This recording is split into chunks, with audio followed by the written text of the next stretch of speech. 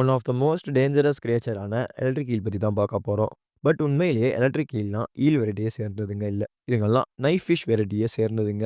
இதுங்க டேஞ்சரஸ் கிரியேச்சர்ன்னு நான் சொல்றதுக்கான ரீசன், எலக்ட்ரோசைட்ஸ்ங்கிற செல்கள் மூலியமா இதுங்க 600லிருந்து 800 வரைக்குமான ஹை வோல்டேஜ் எலக்ட்ரிசிட்டிய புரொடியூஸ் பண்ணுதுங்க. தன்ன பாதுகாக்கிறதுக்கு மட்டும் இவங்க இந்த டெக்னிக்க யூஸ் பண்றது இல்ல.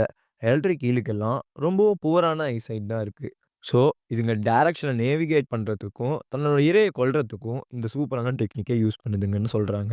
600க்கும் மேற்பட்ட ரே ஸ்பீஷியஸ் இதுவரைக்கும் டிஸ்கவர் பண்ணியிருக்காங்க. அதுல ஒண்ணு தான் இந்த எலக்ட்ரிக் ரே. 60க்கும் மேற்பட்ட எலக்ட்ரிக் ரே ஸ்பீஷியஸ் இதுவரைக்கும் டிஸ்கவர் பண்ணியிருக்காங்க. இதுங்களுக்கும் எலக்ட்ரிக் ஈல் இருக்கிற மாதிரி எலக்ட்ரோசைட்ஸ்ங்கிற செல் மூலியமா தான் எலக்ட்ரிசிட்டிய புரொடியூஸ் பண்ணுதுங்க. 220 வாட்ஸ் எலக்ட்ரிசிட்டிய புரொடியூஸ் பண்ணுதுங்க. எலக்ட்ரிக் ஈல விட ரொம்பவும் கம்மியானது தான். ஹண்டிங் அண்ட் டிஃபென்ஸ் சிஸ்டம்க்காக தான் இந்த டெக்னிக்க இதுங்க யூஸ் பண்ணுதுங்க. இதுங்கெல்லாம் ஒரு நான் வெனமஸ் கிரியேச்சர்ஸ். அதுக்கு பதிலா தான் எலக்ட்ரிசிட்டி புரொடியூஸ் பண்ணக்கூடிய திறன் இருக்கே. 20 வருஷம் வரைக்கும் உயிர் வாழும். இதுங்களுக்கு ரொம்பவும் புவரான ஐசைட் தான் இருக்குன்னு சொல்றாங்க. இதுங்க வேட்டையாடுறது பார்த்தீங்கன்னா, ரொம்ப யூனிக்கா இருக்கும். பிகாஸ் இதுங்க எந்த மீன சாப்பிடணும்னு நினைக்குதோ, அந்த மீனுக்கு மேல ஸ்விம் பண்ணி, தன்னோட ஃபின்ஸ வளச்சு, அந்த ஃபிஷ் கவர் ஆகும்போது, எலக்ட்ரிசிட்டிய பாஸ் பண்ணி, அதுங்கள கொல்லக்கூடியதுங்க.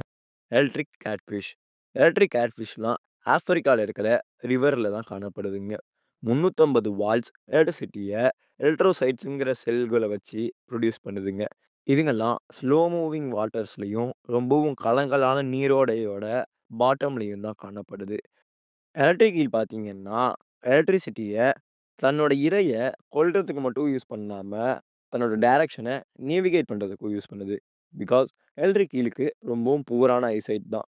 பட் இந்த எலக்ட்ரிக் கேட்ஃபிஷ்லாம் தன்னோட இரைய கொல்றதுக்கு மட்டும் தான் எலக்ட்ரிசிட்டிய யூஸ் பண்ணுதுங்க. நேவிகேட் பண்றதுக்கு யூஸ் பண்றதில்ல.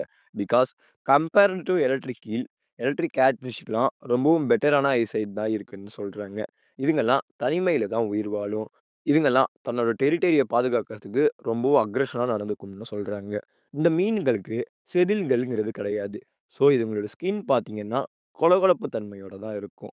ப்ரீடிங் அப்புறம் ஃபீமேல்ஸ் எக்ஸ் லே பண்ணதுக்கப்புறம், போத் மேல் அண்ட் ஃபீமேல் தன்னோட எக்ஸ பாதுகாப்பா பார்த்துக்கும். பட் சம் கேஸஸ்ல என்ன சொல்றாங்கன்னா, மேல் ஃபிஷஸ் மட்டும் தான் எக்ஸ இன்குபேட் பண்ணணும்னு சொல்றாங்க.